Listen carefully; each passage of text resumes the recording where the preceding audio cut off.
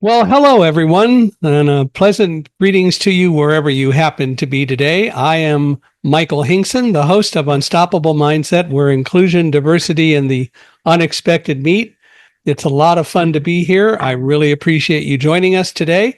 Hope that you have as much fun listening as I and our guest have in bringing this to you. I tell everyone who's going to come on the podcast that there is only one rule that everyone has to follow on the podcast or we won't do it. And that is you have to have fun. And Paul Hylenski is definitely a person who said he would force himself to do that. So Paul, welcome to Unstoppable Mindset. We're really glad you're here today. Thank you so much, Michael. Appreciate it. Thank you for having me on. Well, Paul is a former Marine. He is the founder and CEO of something called Quantum Leap. He does various things with AI and technology. He is a leader by any standard. He's authored, if I recall right, 5 books. Yes, any more coming up in the queue, we'll have to learn about that. But definitely not a person who is idle, a man of action in a lot of different ways. And we're really glad that you're here with us. So why don't we start, if you would? Why don't you tell me a little bit about you as kind of the early Paul, growing up and all that, kind of life and all that, and how you got started? So, I grew up in actual Newark, Delaware. So funny there. Had a great childhood. Decided when I was in high school that I was going to enlist in the Marine Corps. So I wanted to be one of the few and the proud. And so I joined the Marine Corps, served in the Marine Corps. That was one of the best experiences of my life. Then after the Marine Corps, I actually got connected with a company that was an aerospace company and started working there as a frontline leader. And then from there, I saw a lot of bad leaders and I saw some great leaders. And so I was able to actually, as I kept going through the ranks, tailor my leadership towards how I wanted to be. And it was different. It was using science, psychology, and leadership. And then as the AI revolution started happening, I started actually putting AI into business. And I wrote a book about AI in business. And then I thought to myself, well, now maybe I can impact the world in a bigger way. And that was what kind of drove me to start Quantum Leap Academy. And Quantum Leap Academy focuses on teaching professionals AI that's practical. And then that's really been my passion and mission is impacting the world with actually teaching how to automate and really make your life easier using AI. Cool. Well, you've been doing a lot of stuff. How did you come up with the name Quantum Leap? Well, great story, but back in the 80s, there used to be an amazing TV show. Yes. So I thought, what better? I was looking for a name that showed like, look, we're going to go from where we're at now, and we're going to take this huge leap, and it's almost a leap of faith, that we can use this new technology in the forces of good. And so broke it out from my childhood, but, kind of took the quantum leap and then, the academy. So. And it kind of went from there. Yeah. Well, so you said that you left the Marines. Well, when you left the Marines and you went then to a major company and you started out in kind of initial leadership and so on.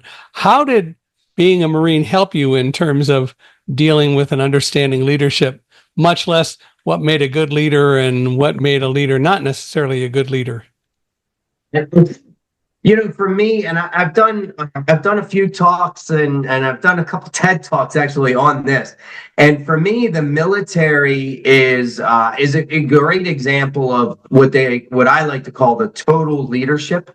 So in business, normally what we do is we only worry about the people when we need them or while they're at work or while they're accomplishing a mission.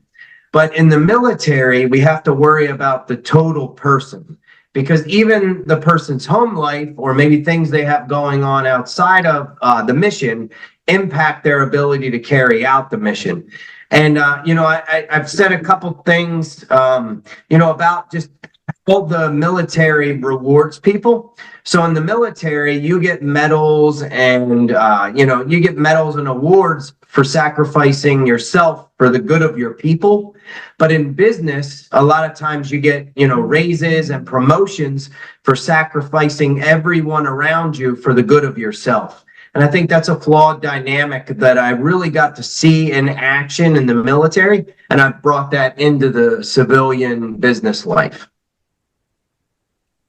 Do you, and looking back on it, if you will, and you talked about you saw leaders who were good leaders and not so good leaders in the corporate world.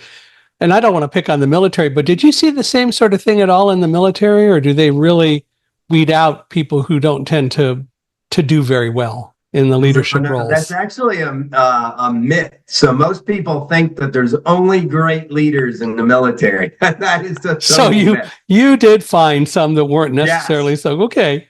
Yes, yeah, and like bad leaders tend to shape us in different ways, and sometimes better than the better leaders. Because you learn more from watching people who might be doing it wrong. But it is great learning experience. I learned some things not to do, and then I learned some things that did work. But yeah, absolutely, there are bad leaders everywhere.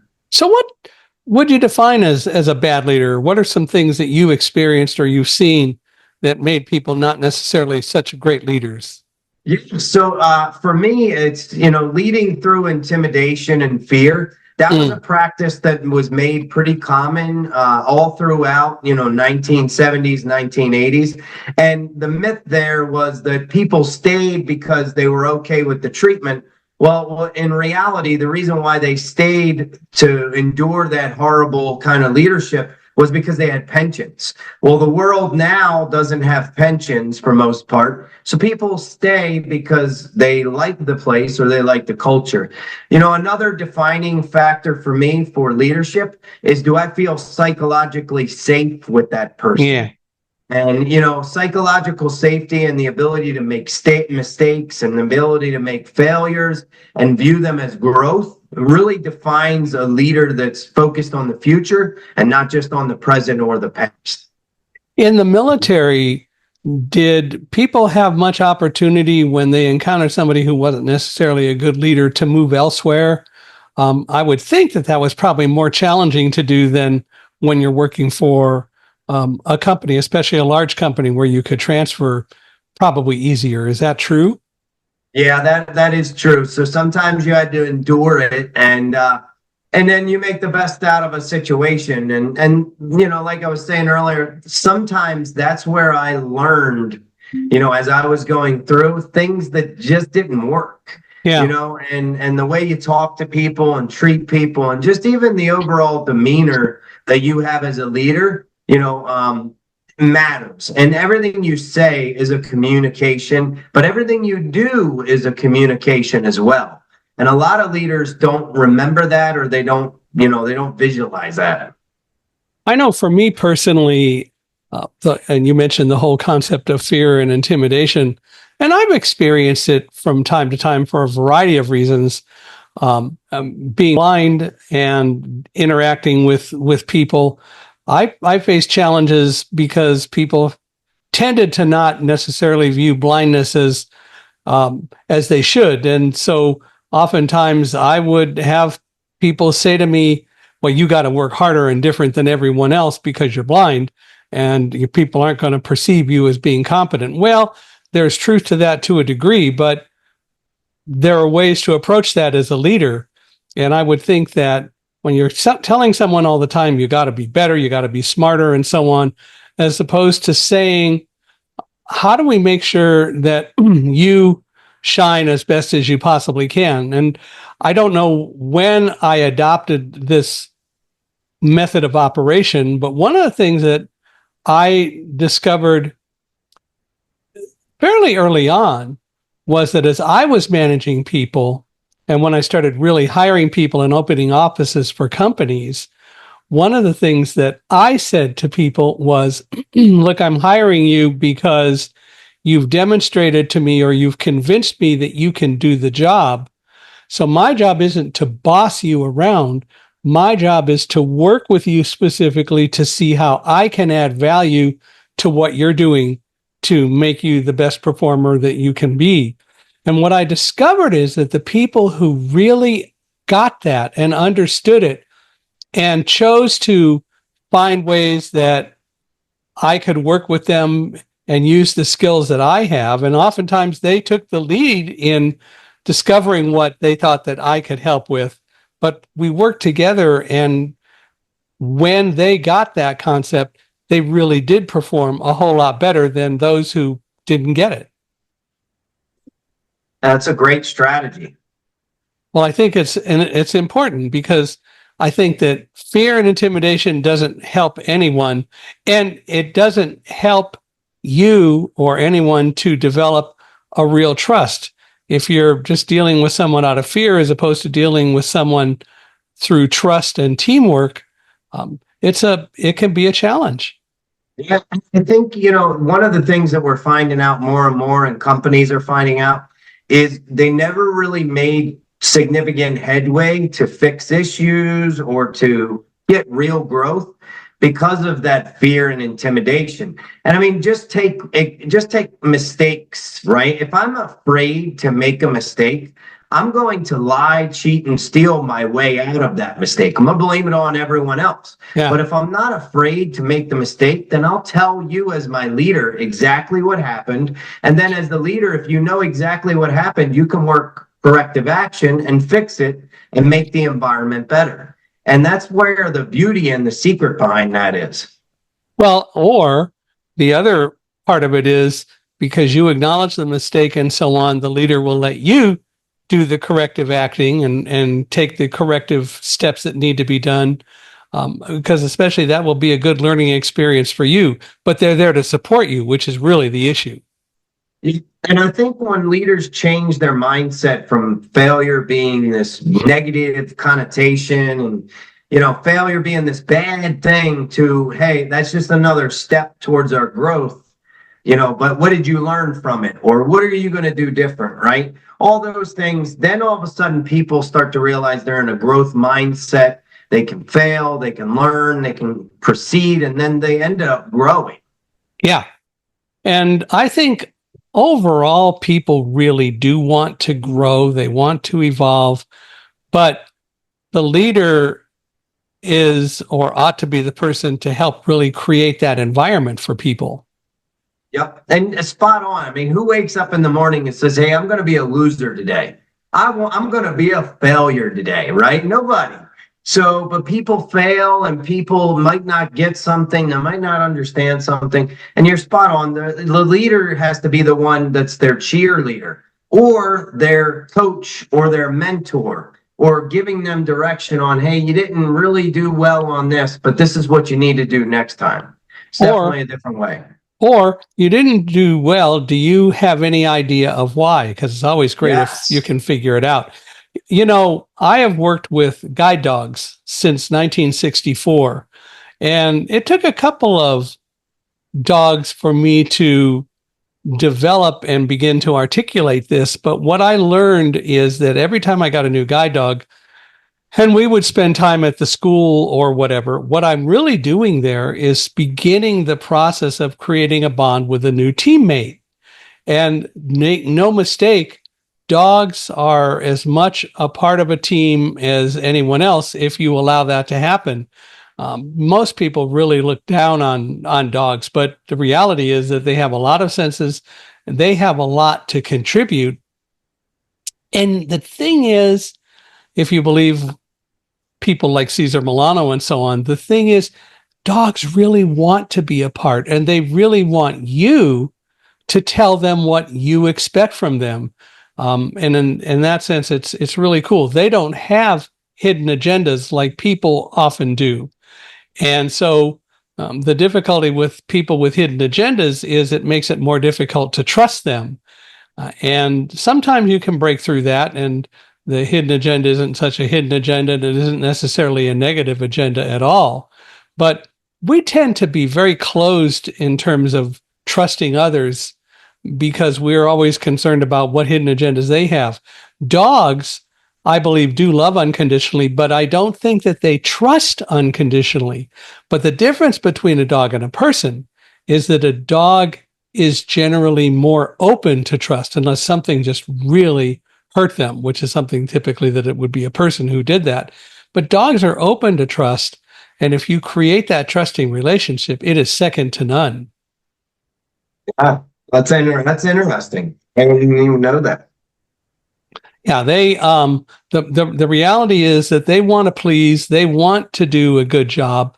So I've learned over the years working with guide dogs, it is an extremely stressful job for them because they want to please, they want to make it work, and they're being tested whenever, for example, the harness is on, even when it's off a lot, but when the harness is on, they watch and have to watch a lot. What's coming up at the street corner? The curb is coming up. I got to stop at the curb and make sure that my person stops at the curb. I tell the dog to go forward, and the dog sees there's a hybrid car coming, and I don't know it because it's in battery mode, and so I don't hear it.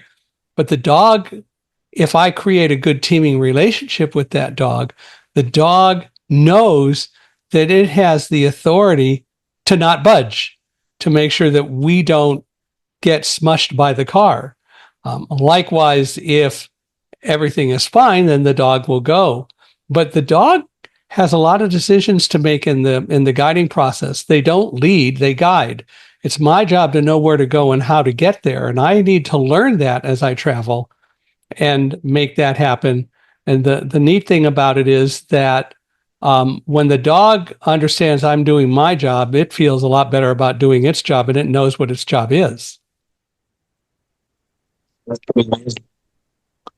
And in reality, what that ultimately means is that we form a good team supportive relationship. And I think that is something that is just as relevant in person-to-person leadership and teamwork as it is in person-to-dog relationships. Oh, sure. The ability to trust each other and feel safe with each other. Absolutely. Yeah. So you've done a lot. What got you started in dealing with AI? What attracted you to that?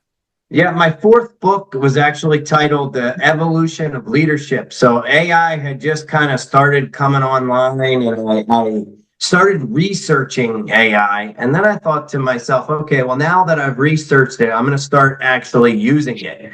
And then I went to actually input it into a few businesses. And once I realized, like, wow, like I could automate 50 to 60% of the business with AI. And I started noticing, like, we had time to be proactive, not reactive. Then I realized, okay, we're on to something. Most anybody, if you ask them about AI, they're just going to say ChatGPT. But there's, 1,000 different platforms. There's AI automations. So I thought, okay, people just don't know. And, the more senior people are, the less that they knew about, AI and ChatGPT and everything. So I thought, okay, well, baby boomers and a lot of the, millennials, they're running companies right now, or they own companies, but they're the ones that are not able to really use AI or new AI. So, I've really tried to put a focus on teaching practical AI. So not just the theory and all the, school type of material, but actually how to utilize AI to benefit you and your business. And that's been, really fantastic since we kicked the academy off. We've gotten formally accredited. So when you take, certifications, one thing that's different is a lot of places you'll take AI certifications and you just get a little certificate, but no credits, and it's not formally accredited. And that was one thing we put a lot of attention into, because as business professionals, the whole point of taking training is to grow in your, career and grow in your job. So, accreditation and credentials matter. But yeah, that's what got me started. And then now it's become a passion. I do free training for veterans. We actually even started a software as a service to help veterans put their disability claims in and streamline that process. So it's been really fantastic. AI has opened up a lot of opportunities. How does AI help in that whole process of doing the claims applications and so on? Where does it fit in? Yeah, so it's actually great. So this was our startup company, which was a derivative off of Quantum Leap, and it's called VetMentor.ai. So we'll be releasing it towards the end of the year. And we've already utilized it on, test veterans where they've actually allowed us to help them put their applications in. So the problem is that, for first-time submittals for veterans, it's a 70% rejection rate right now. So a lot of veterans either don't know what to do or maybe they're afraid to do it. And then one of the big things is PTSD and anxiety. There's a fair amount of veterans that really have high anxiety or maybe have issues from their PTSD where this process is daunting, and the fact of going in front of a medical examiner is almost impossible for them. So the way it does what it does is it allows the veteran to basically in plain language write what's wrong. So they'll fill out a very simple form. It's something that, someone with basic education can fill out, and it's basically a questionnaire. And then we have a proprietary AI software that we actually built that analyzes all that data, and then it's trained on the VA rating manuals, it's trained on the VA forms, the VA website. And so what it does is it actually tailors the person's claim to the VA rating manual. And by wording it like that, it actually allows the veteran to get this comprehensive report, which even asks the person, hey, did you have this medical documentation? Did you think about filing for this secondary claim? And so then the second part of this is we actually built an AI platform to allow the veteran to do a simulated C&P exam. So what a C&P exam is, it's a medical exam where the veteran has to go in and actually get examinated. And, then that doctor will determine if they, meet the criteria. So what we've done is we've actually utilized AI and allowed them to do their medical examination with an AI. It even has a voice so that they can talk to it like a person. And imagine, and this has been wildly successful for our veterans that have high anxiety or PTSD, because they're able to practice their C&P exam, and it will critique their answers. It will let them know what their rating would be, and all of this thing in the background. And it's really amazing because then when they go in for their real one, they've already practiced and they are less anxious, they're less nervous about it, and they make better decisions. So the one great thing, and I'm so proud of this, because being a veteran, this was something that was really hard for me, was submitting my disability claims. So the average failure rate is 70% on the first time submission. But with VetMentor, all of our veterans, we are currently at an 80% acceptance rate on first time submittals. So we've flipped the script. And, instead of a 30% approval rate, we're up to an 80% approval rate. And it's interesting because what I'm really hearing is that to a large degree, the AI system is helping to train, much less helping to create the actual information that has to be submitted. So it's kind of a double-pronged approach to solving a problem. Yeah, and it prompts them for, something simple that I never realized in the beginning of the process was a personal statement. So it helps them to actually generate a personal statement about their illness or injury or disability. And then even more than that, it prompts you to put it in the proper form. So most veterans don't know, but if you don't upload your personal statement in the 4138 Bravo form, they actually discount it. And there's a lot of veterans that are submitting just a Word document with a little handwritten thing. But the AI actually, when we started doing this, the AI picked up that, hey, this must be done in this form. And when we were looking at it, we were like, oh my God, we didn't even know that. So the AI taught us when we were actually making it. Well, and how long have you been doing this? So we've been doing this for 4 months. Oh, and so it's we're up pretty to new. a little over 20 veterans. So we're in the middle of the end stages of building the rest of the site and the platform. We basically, when we started, we kind of had 3 or 4 different types of AI systems talking to each other. So we're actually building and consolidating it just into one that's a nice little format for a user. And the beauty part with our software is it's a one-time lifetime fee. So you pay $50, which covers the cost of the AI software in the background, and you have it for life. So as your disabilities get worse with age, because we all know they do, you have the software for the rest of your life. And it's for only $50, which is starkly different than a lot of the companies out there, which they're preying on veterans.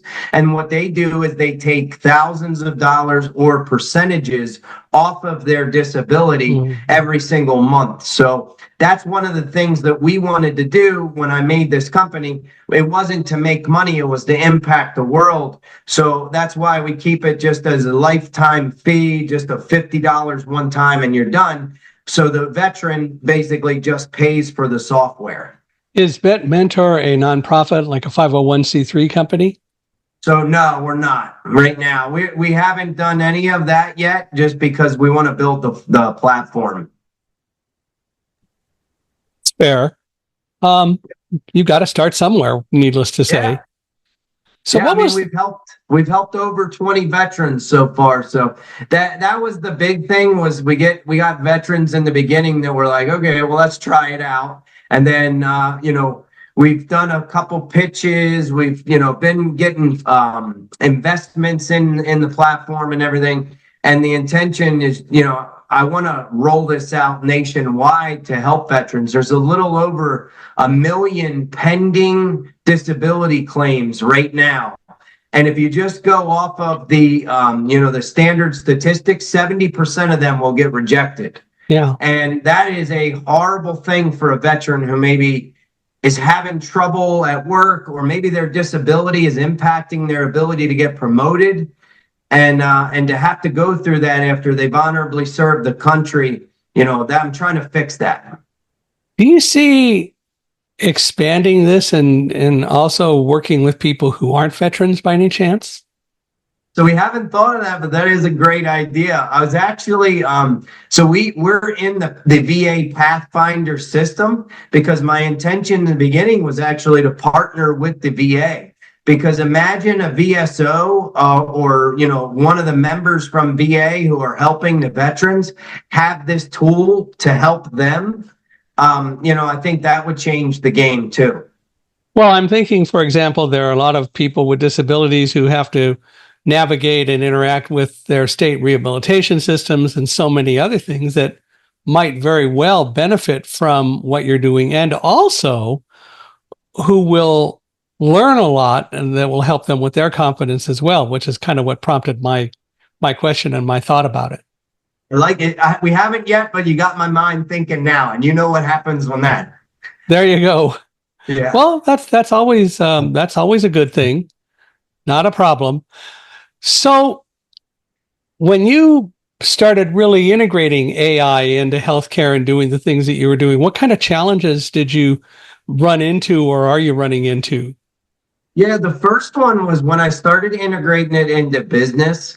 I met a lot of resistance because people don't understand it. So even something as simple as ChatGPT, right? Just go real basic into AI. ChatGPT, there's so many people right now that either haven't used it or are not using it or don't even know all of the things that it can do. If you have a business, if you're a business owner, if you're a manager, if you are doing office clerical work, ChatGPT can probably boost your productivity just by 30%. Yeah. And, instantly you will feel the benefit. I use it to write emails. I use it to do charts, data analysis. There is so many uses. You can use ChatGPT to build a game show, but then you can use that game show to go train people on Excel.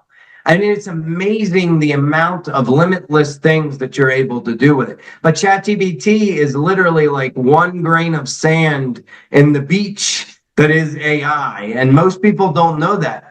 There's another platform that's make.com. It literally builds automations. So this call, right, our podcast right now, you could have an automation that it would literally transcribe the podcast.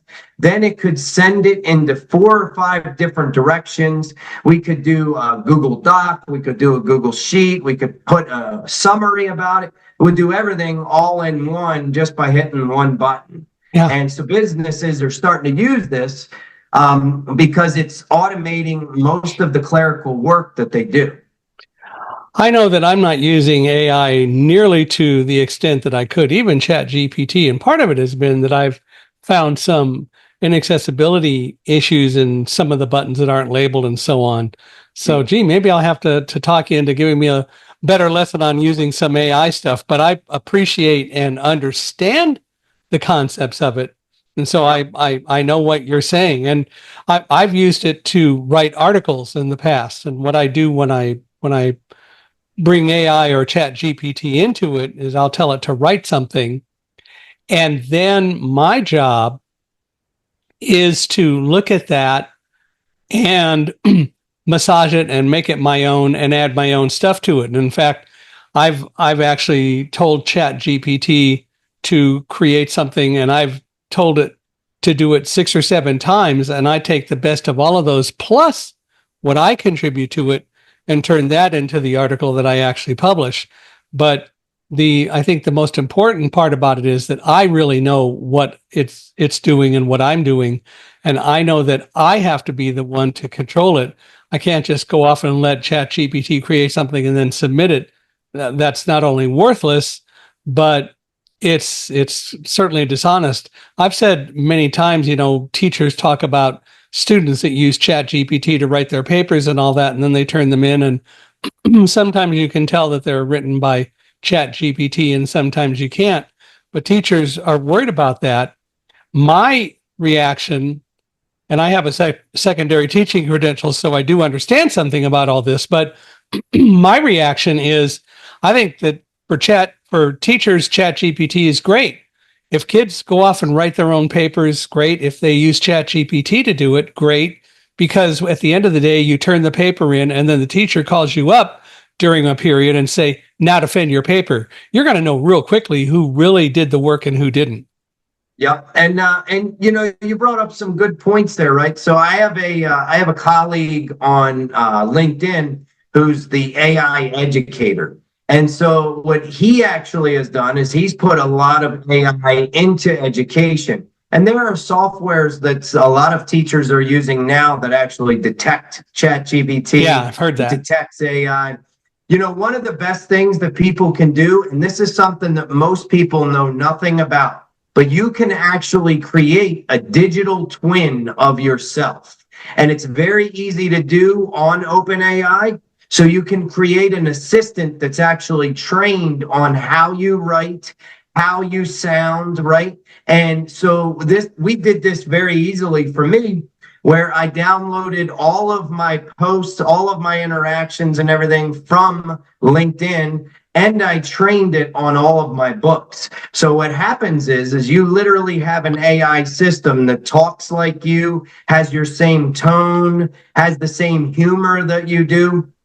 And when I do my posts and everything, I do kind of the same thing you do, where I'll have my digital twin create the post and then I massage it or whatever, or go through it and read it. But what I've found is definitely for automations and definitely for email writing, these digital twins that you're able to create for particularly marketing as well, they're pretty spot on. I mean, you would have a hard time telling the difference between my digital twin and my writing. Of course, you're leaving yourself open to the obvious question, which one are you, the twin or the real person? But that's okay. Yes, that's a good one. That's a good one. You got the real one today. But are you a robot or not? No, but people don't realize that. And you know, the beauty part of it, Michael, is like, so if you own a small marketing company, I mean, you could create 30 to 60 days of content in literally a couple hours if you had a digital twin. And it changes the game because you're able to scale businesses, you're able to do things. You can set automations up. You know, on some of my emails, particularly my personal emails, depending on what is in the email, I have automations where the AI actually responds to the email and it sends it to my drafts. And then so at the end of the day, what I do is I look at the draft email, I click it. Up. I don't like the way that read it. I'll delete that and write it for real. But for the most part, I'd say it's about 90% perfect. And, you know, I take maybe about 2 hours of emails and turn it into about 15, 20 minutes. And so then it gives me an extra hour and some change every single day just on that task. So here's a question, actually. So you do the process that you just described, and you go off and you massage some of the emails because you didn't like the way your twin created them. How do you then make sure that your twin gets trained on your changes? Question. I mean, that's the whole point. Is you have to, what I'll do is I'll basically copy and paste the email, put it into my digital twin and say, I did not like maybe a couple of the words they used, or I didn't like the tone of this email. And so that's the beauty part with ChatGPT. Yeah. And, you know, pretty much any AI, the whole point of it is fine tuning it. So you have to, but most people don't realize that you can talk to the AI because it responds. So like if you say, I don't like this, it's not going to do that. And it's so important. And one of the hacks that a lot of people don't do. So when I create something, let's say a business plan or a coaching plan, and I'll create it, I'll ask ChatGPT to critique it for me and improve it. So now I have it created, then I have it critique it and improve it. And pretty much at the end of that, I have a pretty perfect document. And that's changed a lot of the ability that I have. But most people don't realize you can actually have it critique its own work. Yeah, and that's the reason I asked the question, because that's really the whole point. It is a process. And AI is opening so many things. I work with a company called Accessibee, and Accessibee uses AI and what's called it's a process where it can generate the code that will make a website more accessible, called an overlay. Some people say they don't work and so on because they believe that you got to manually code it. But in reality, I can find manual coders who don't always do a good job. But what Accessibee does is that they have created a system out of necessity. They're in Israel, and in 2017, Israel said websites need to be accessible. And these guys had all started this company in 2015, and the company was making websites for people. Well, suddenly they had to make everything accessible, and they created an AI process that does a lot of that. It's expanding and it's improving over time because there are things that it didn't do well, and there are things that it will get better at as it goes forward. But the fact of the matter is that it does help make websites a lot more inclusive than they ever were. So, for example, if you're a person with epilepsy and you go to a website that uses Accessibee and there are blinking elements on that page that could cause you to have a seizure, you can go into a particular disability profile on Accessibee that's for people with epilepsy and disable those blinking elements. And the way it all works is that Accessibee's widget transmits the code not to the website and modifies the website code. It transfers the information directly to my browser. And my browser and my screen reader that verbalizes to me doesn't care where the code comes from, as long as it's there. Oh, wow. So it's really pretty clever, and it's making quite a difference. It's got a long way to go, but AI is new. Autonomous vehicles have a long way to go. They're pretty new, but they're getting better. So it's a process, right? And that's, we're at the beginning of this, and it's, starting to really grow. And so, like, people just, a lot of people are still resistant to it, and there's good reasons for that, right? I mean, this is going to be very dangerous as much as it's going to be good, right?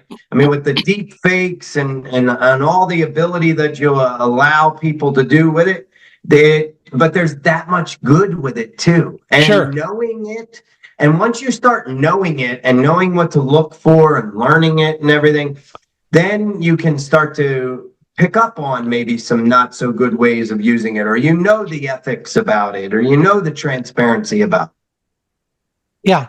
How do you balance the technological innovations and the ethics in what you do? Yeah, for me, so that's part of what we teach in the academy. So like the first, and I have 5 levels there. Each level goes up, but in the first level, it's all about like AI and business. So there's a fair amount of, ethics, transparency, and everything about proprietary data, not putting certain data into it.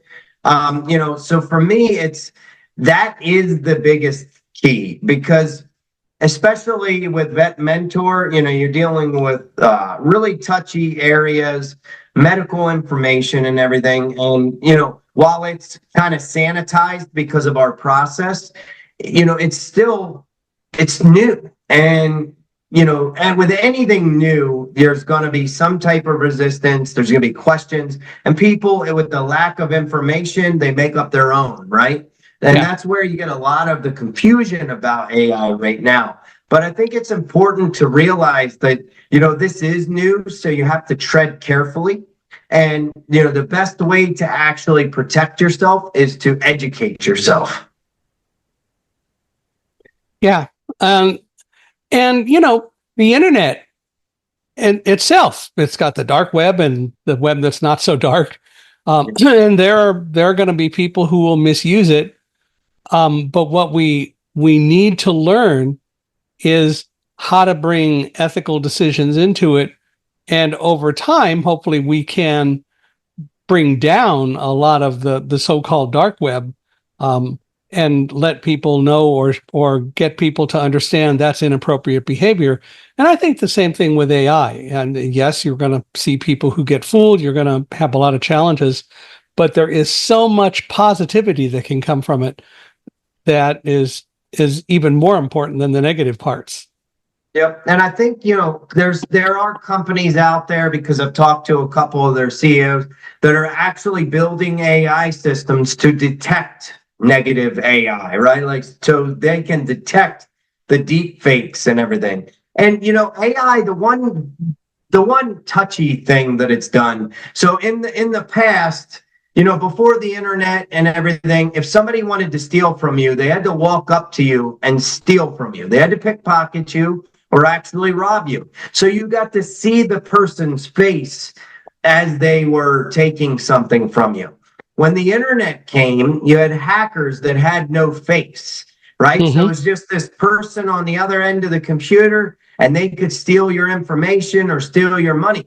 Well, the problem with AI in this manner is, and why we have to be careful and we have to protect against this, is now it's your daughter. Now it's your husband, your wife, your boss that comes on the screen and says, I need you to make this transfer. I need money, right? And it's really the thieves, but they've been able to clone, your family member. So now the people stealing from you look like and sound like people that you care about. And that is why it is getting drastically more difficult to identify some of these, really tough ways that it's being used. So I'm excited to see the innovation that is going to come out, with some of these companies to actually screen for those deep fakes, because then I think once you can get rid of or regulate some of that negative usage, then people really will just focus on the positivity that it gives.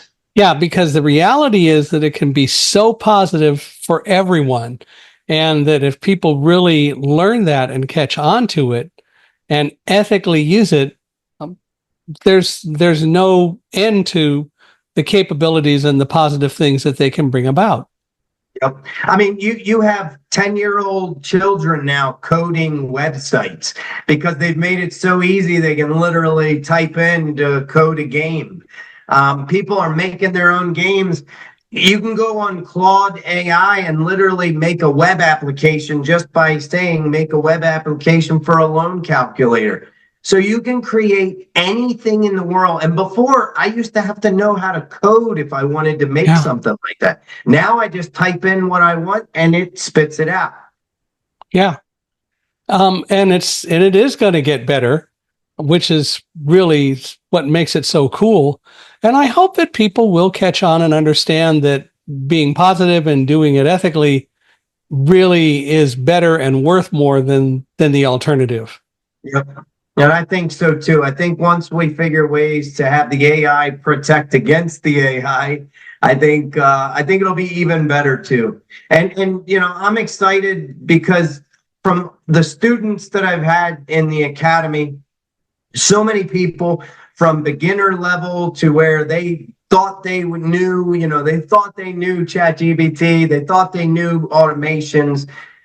It's been great because you see the light bulb click on when some people are like, oh my God, why was I taking a week to do that? And you just did it in 5 minutes. And, our level 4 is where you actually learn how to build a software as a service. And, our students walk away with a fully functional AI business. And there's not many schools, there's not many academies that you'll ever walk away with actually real practical knowledge or a real business. Yeah. And that's what makes it so cool. And it certainly helps to empower people a lot, doesn't it? Yeah. I mean, I had a school teacher build a CRM platform that then she took and she went and sold it to 5 different companies, and they're using her platform that we built in 2 days with AI. It was so crazy. And she's like, I never thought I'd be able to do something like this. And it's true, because 5 years ago, she would have never been able to do that because that wasn't her specialty. Right. But now, she built a fully functioning software as a service. And it was the most beautiful thing to see her eyes light up at the end of it, where it was like, I just built this. Yeah, it is so cool that she's recognizing that she's still the one who did it, and she used tools, but she's still the one who did it. Yep. And it's that's really what's amazing is you can, you show people.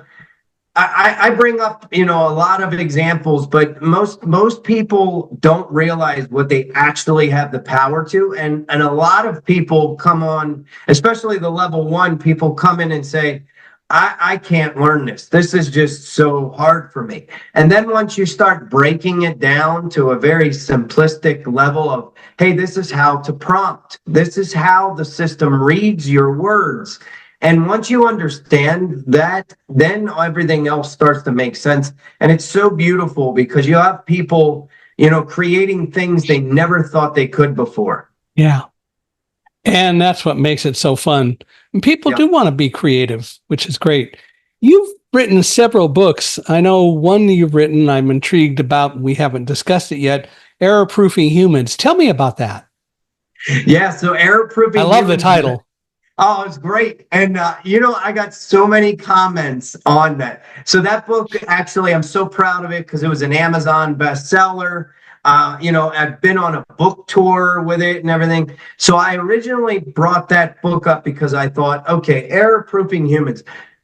So everybody, commented and said, you can't error-proof a human. That is the whole point of the book. Yeah. So every human in the world makes anywhere from 3 to 5 mistakes per hour if they're trained on a topic. Now that goes up by 11 times potentially if they're not trained.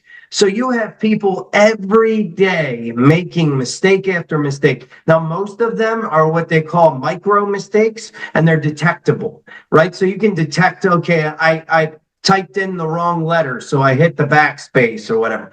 But when you're doing some tasks, if you have that many mistakes, sometimes you don't detect them, or sometimes you can't correct them.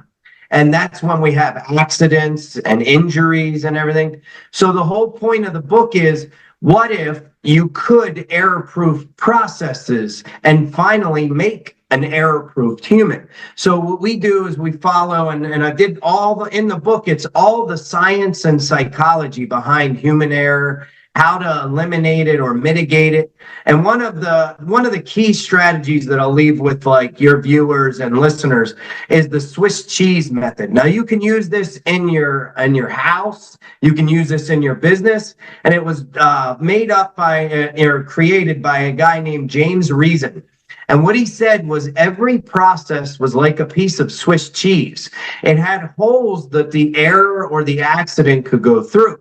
So the only way to truly error-proof human is to layer piece upon piece upon piece. And every failure you have means that the process isn't robust enough. So you have to add another layer of process. And what happens is after a while, just like pieces of Swiss cheese laid up on after each other, the holes don't line up after a while. Right. And all of a sudden you have error-proofed humans. And so we've done this in multiple businesses, and it has transformed their quality numbers. It has transformed their safety numbers. And what happens is when you can get people behind things like this, you change the entire culture of the company or the business, or even at home. You could do these things, and I say it in the book. You can do this with your children. You can do this with yourself, right? To make less and less mistakes. And, one of the things that a lot of people don't realize too, one of the other key main things, and then I'll get off the book, but one of the key main things of the book is, a high frequency, low risk activity like walking.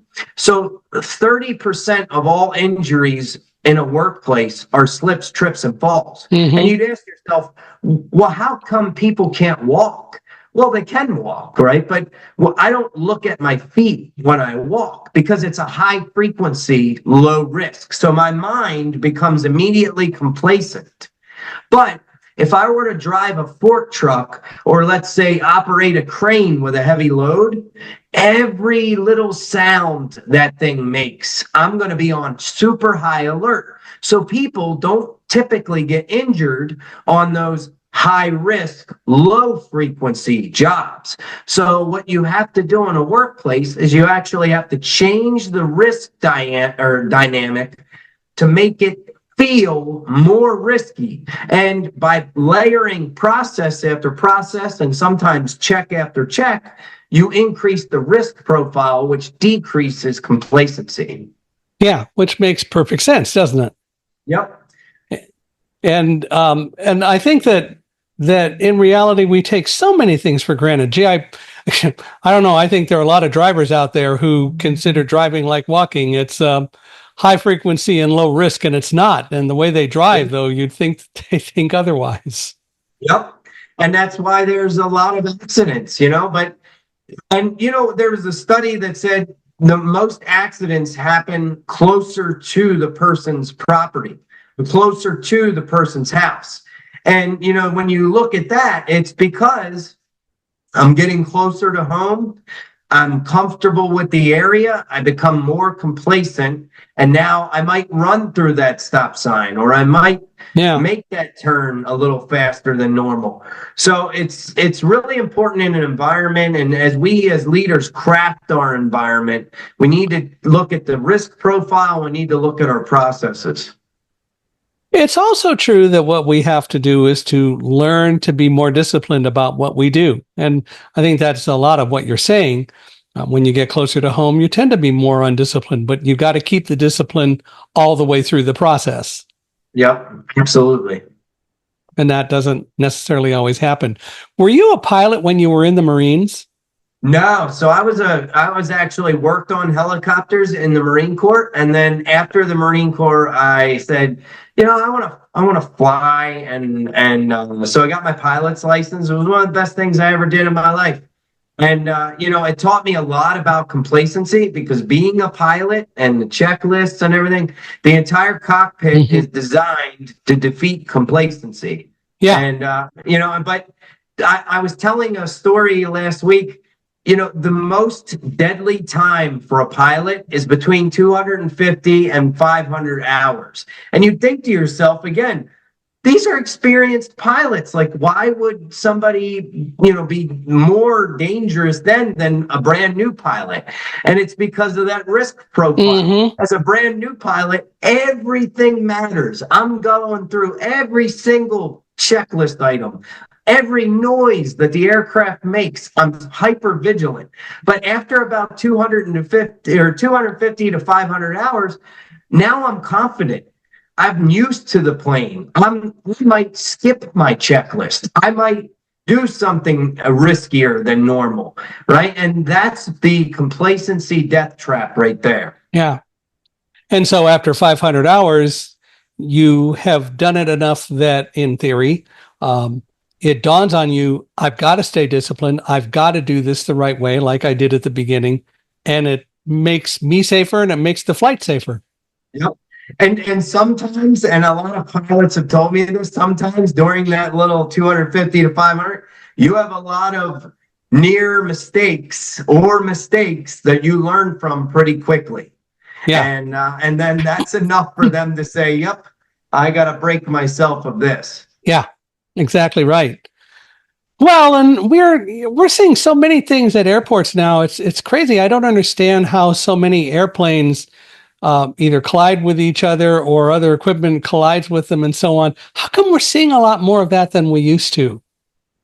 I have to be honest. I think as the travel keeps getting more and more, right, you're going to probably see a lot more of this because it's taxiing. So taxiing for a pilot is at one of those low risk, high frequency things, right? I'm literally down. I'm not in the air. You feel safe because you're on the ground. You're steering it.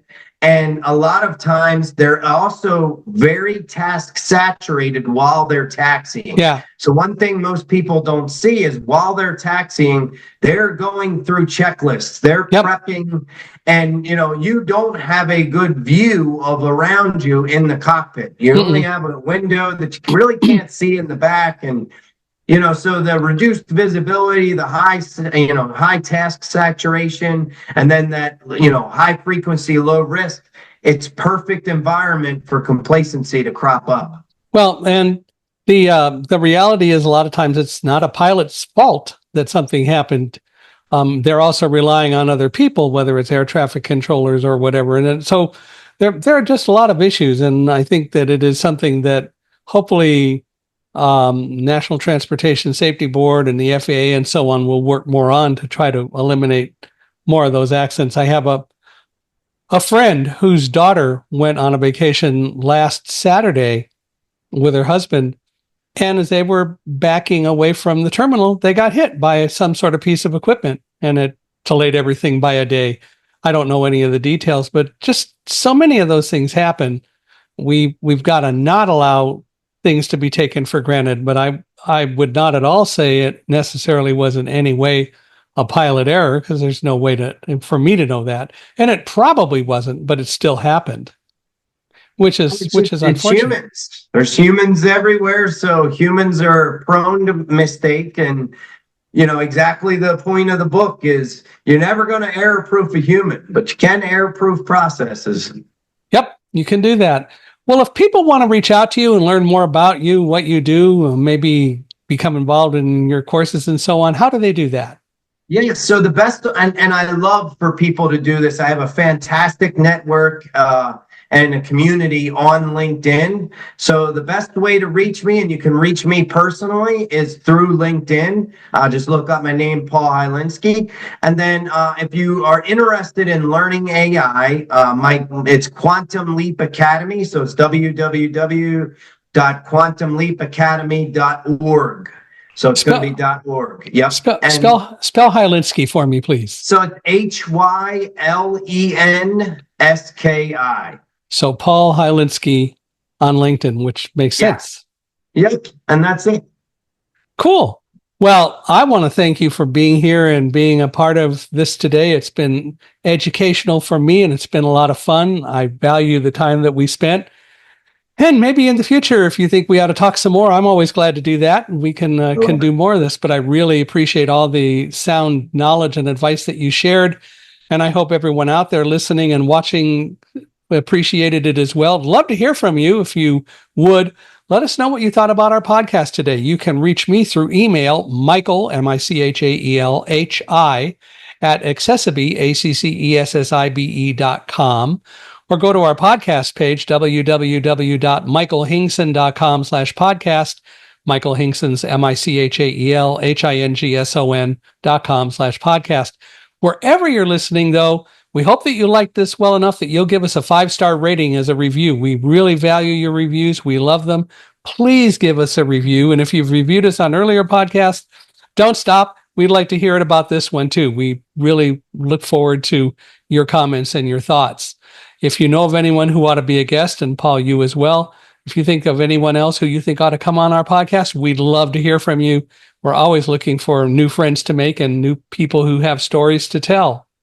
So feel free to do it, and we'd love to hear from you in whatever you do.